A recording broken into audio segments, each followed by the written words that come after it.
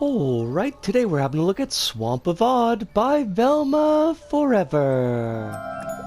Alright, so here we are in Swamp of Odd by Velma Forever. And if you've been following the channel recently, hello,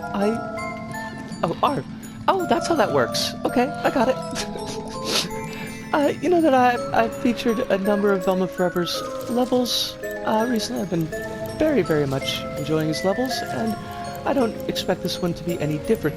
Now, we are picking up a bit of a load there, which is unfortunate. I started the level, set it to replay. Okay, I gotta turn these on. Just to try to get the servers to catch up, but apparently that wasn't quite enough. It's very unfortunate because I'm liking what I'm looking at so far.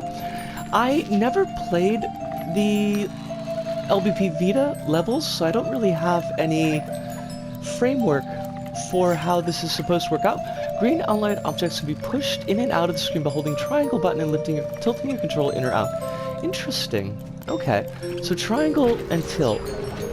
Did I want to? I mean, I guess I wanted to do that. Was that good? I'm gonna assume that that was somehow good, but I just didn't track because I was thinking. Oh, okay, gotcha. I think this is neat, but also it is a little bit much, just for me to, because my brain meats aren't super great. For me to kind of keep track of what I'm supposed to be doing at all times. Oh, okay. Not sure how I like that, and I wonder how that was handled on Vita, because of the different control schemes on Vita, and I wonder if it was a little bit less awkward, because kind of getting the jump and using the R stick at the same time was a touch much, but that just may be an artifact of how the level was played originally, or how the Land of Odd worked originally. I am liking this a fair deal, though.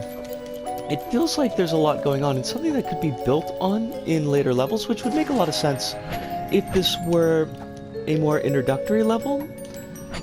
Okay, that was neat. Oh, crumbs! I didn't... That probably seems like a fairly silly death, and honestly, it was a fairly silly death, but I wasn't sure if that R-stick controlled bit was going to move again, so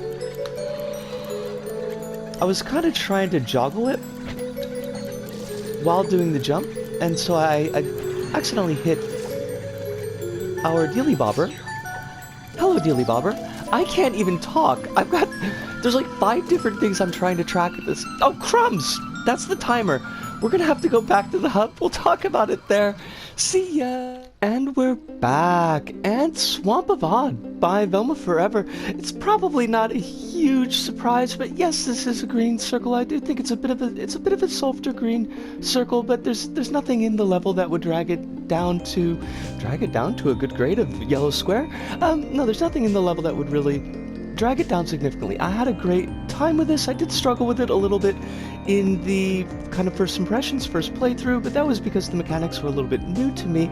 I never played LBP Vita. I think I've mentioned that before. I know I've mentioned it on stream. I know it's got a really great reputation, but it's also got a pretty big buy-in considering I don't have a Vita. Someday I'll play it, but this is the closest that I got to it, and I really enjoyed it. I took a look on YouTube on a playthrough of the Land of Odd chapters of the game, and I felt like the Swamp of Odd did a really good job of replicating the feel of those chapters while still maintaining its own sense of self. I liked the darker lighting palette that was used here. I think it really worked well with the pink goo, that poppiness of the pink goo. But otherwise, you've got a lot of the same material choices, you've got a lot of the same design aspects. I really love the clocks. I know that's goofy, I got a thing for clocks, and I think they fit in really well here. They fit in with the theme that was established in the LBP Vita game. I love the helpful sock bunnies. They're just these little kinds of details especially the moving details. I talk about it all the time, but I really, really love them. They give a lot of character to levels in general, and I think they really help out here, but they're not like crammed in your face for the most part if you don't really need to engage with them or if you don't particularly care about them. So all of that presentation is standout, and Velma Forever does a great job with presentation in general, so that should have been a given, but still knocked out of the park here. As far as gameplay and incorporating these elements, the Vita elements, into LBP 3, and I can't make a direct experiential comparison because I never did play the Vita, as I said 3 times now, but I think for the most part they work in a LBP3 setting, whether or not they match up to the feel of the original game.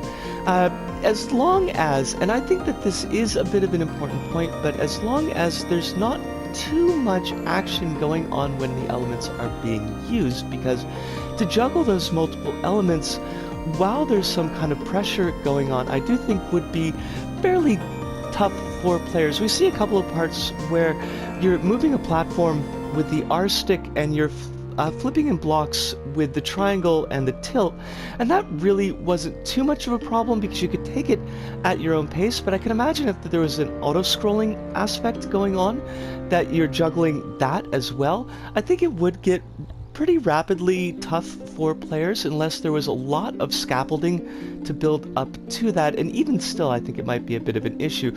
A bit of a larger issue with gameplay, although not really a thing here, but would be, I think, if it was expanded in another level, was using the R stick and the jump at the same time.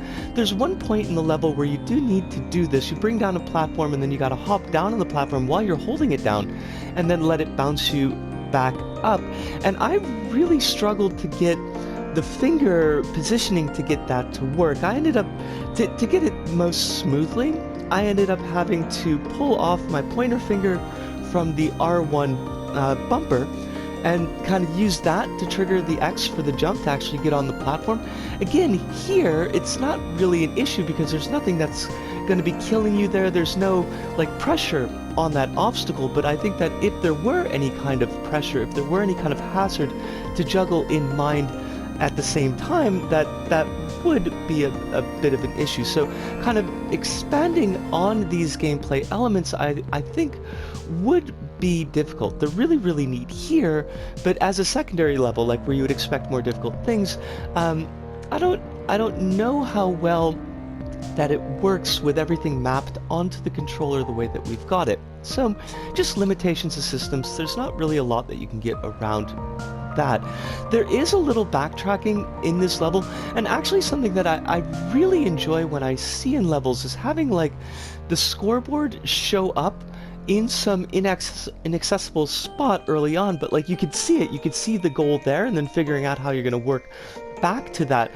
One of my favorite, although one of the most difficult examples of this I see in Chronos 453's Voltaic Ruinations, where you actually see the scoreboard right at the beginning of the level, and then you've got to loop all the way around, like you go way to the right and then come back towards the left to actually get to the scoreboard right where you started. It's really, really cool. Nothing quite so extreme here.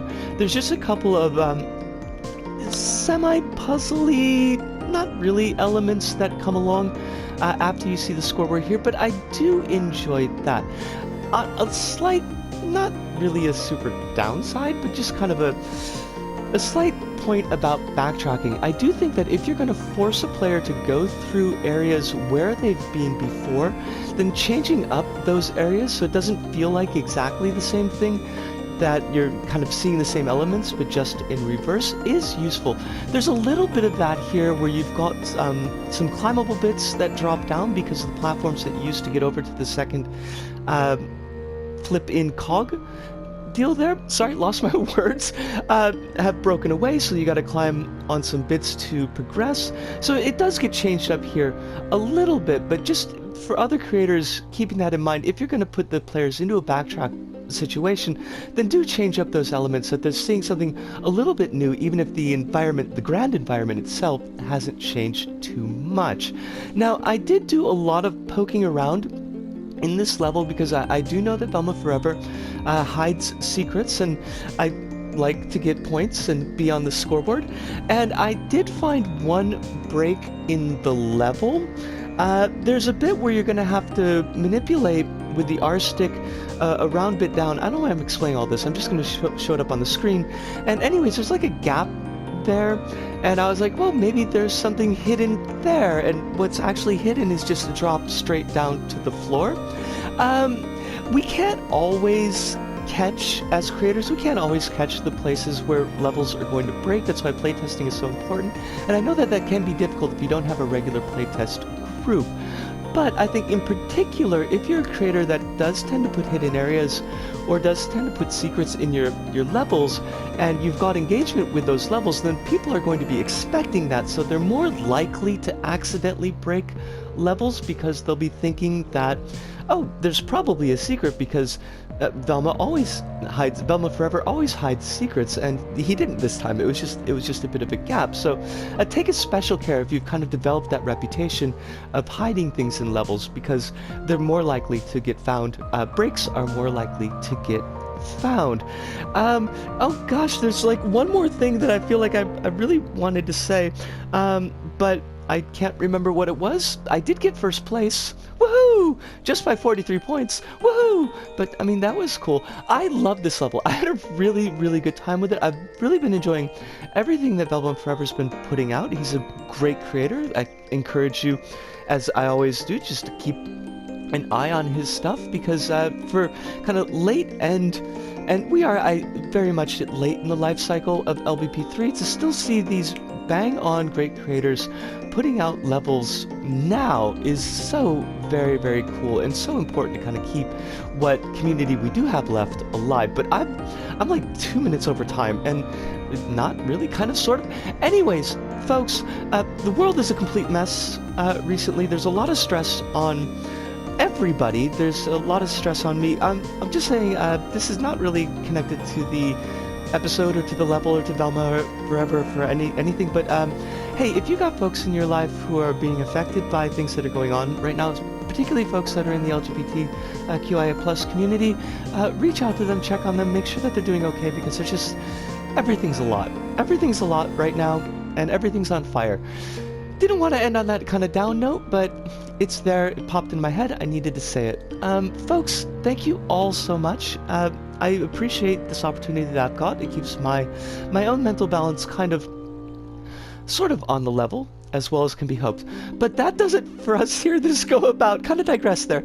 That's it for us here this go about. So for me, Nisco here in Tokyo, to all of you out there, wherever you may happen to be, thank you, arigato, arigasamryota, sayonara, see you, and ciao.